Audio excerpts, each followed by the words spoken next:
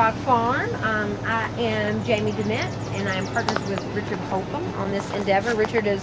He's around here somewhere. He's leading the other tour. He's got crazy, wild, curly gray hair. He looks like a mad scientist, but he's just eclectic.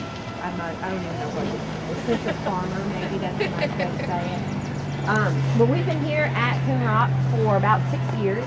The farm itself it's been a farm as far as we can trace back since before the Civil War. The house itself was built in 1870, and it was added on to by one alcoholic after another at many points over the years, so it's kind of ramshackle. It was a big part of the lifestyle decision moving out here. We to move out here to make $1 million. It was a very significant lifestyle choice. We wanted to not, be in a 6,000 square foot house inside the Beltline in Raleigh, watching Richard's children just turn into jerks. Only playing video games, only staying inside, only beating each other up. So we got the farm, thought it would be a weekend destination. And the kids, after 2 weekends, wanted to know why they had to go back to the Raleigh house, because the yard wasn't very big there, and they couldn't ride and play outside, and there were no horses, and there's no river, and so they made the decision at the end of the day. They decided that this was better, and we already knew it, but you can't really tell teenagers, and they weren't even teenagers then.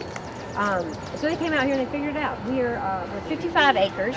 One of our property borders, actually, the Eno River is two borders of the property, and then the mountain right there that's Eno Mountain, and it's Eno Mountain State Park. So that's our other property border.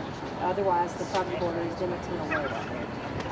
So we're pretty nicely located. We don't have to deal with very many neighbors. We live. That's kind of the whole idea of being out here. And we're on the water, so that's fun. And we've got interesting this rock face you see over here. That was a Civil War era granite quarry. Was when they first started quarrying there, and all the stone from Duke Chapel came from there, and a lot of the buildings on Duke's campus came from there.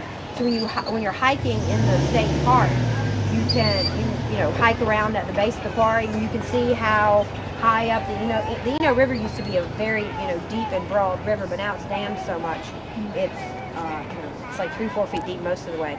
But on our property is actually the deepest point of the river for miles, and it's where the Coonrock is.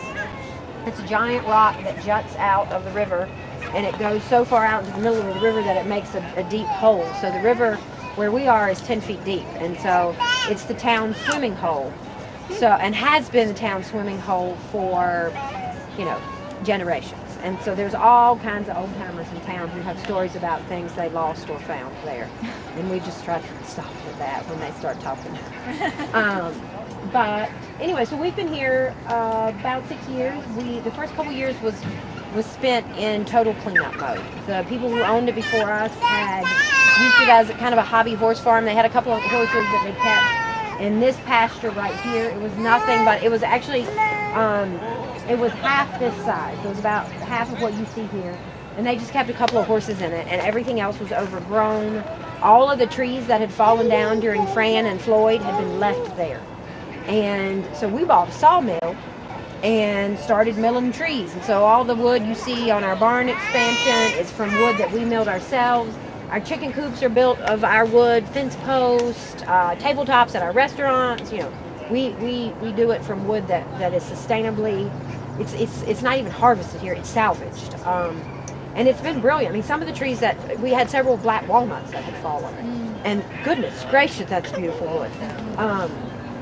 So we got lucky in that aspect, that there was some very nice lumber, but it was a long, hard process, cleaning it all up and then working on the soil. We spent a lot of time working on the soil. We grow everything organically and biodynamically, even though we're not certified. We don't do paperwork, but we don't bring in extra inputs. We use no chemicals, no fertilizers.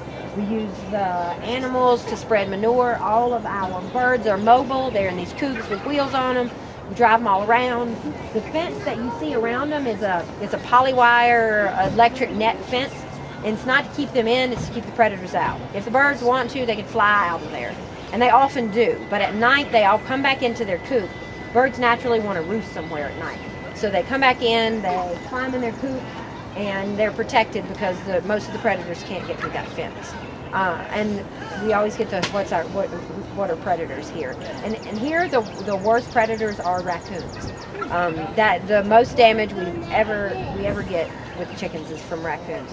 And it's sad damage because all they do is rip the heads off and leave the chickens in big heaps. And you know, you look at, even if it's a perfectly formed chicken, you can't do anything with it after a raccoon has ripped its head off. Do you have problems with birds of prey? We've only had a chicken taken twice by a hawk, and they were little chickens. They were chickens that had just been set out. The chicken process here is we try to raise all heritage breed meats. We, you know, things that you would have seen in your great-great-grandmother's, you know, farmyard. And so our chickens all of our laying hens are heritage breed. They're Rhode Island Reds and Barred Rocks and Buff Orpingtons. Here are our Border Collies. It's Boone and Lila. They're not quite trained yet, so they don't yet know they're not supposed to hurt you. So just, Lila, get out of the water bucket. Lila, get out. That's exactly what my collie does. Oh my gosh. Lay down in it. So troublesome. That's our dairy cow's water bucket. I hope she might like the extra flavor. Who knows? So anyway, our meat chickens are a heritage breed chicken called Label Rouge. It's a French bird. They're bigger. You'll see these big beast chickens walking around here, and they're the Label Rouge chickens. They're meatier. They taste like chicken, and you know, it's a whole different. It's not the Cornish cross hen that you get most places. And we raise them in a brooder for the first couple weeks because they have to be at 95 degrees at all times. And if not, they commit mass suicide. They all like pile up in a corner to try to stay warm, and then they die in a corner. So you have to keep them at 95 degrees, and if they're not 95 degrees, you have trouble. So after that, they get moved into bigger and bigger areas until they have the feathers that they can be in the sun. So when they have the feathers and their skin won't burn, you move them outside into the sunshine, and they're happy and wonderful, and they move all around. And you know, every once in a while you'll lose. Okay, girl. Go get. The dogs are so much fun. What do you see over here? We have this farm is 55 acres of, you know, a little bit. We should probably maybe go stay somewhere out. Stay back. Use the magic finger. Hi, Mark. You were right there, Mark. Okay, dude.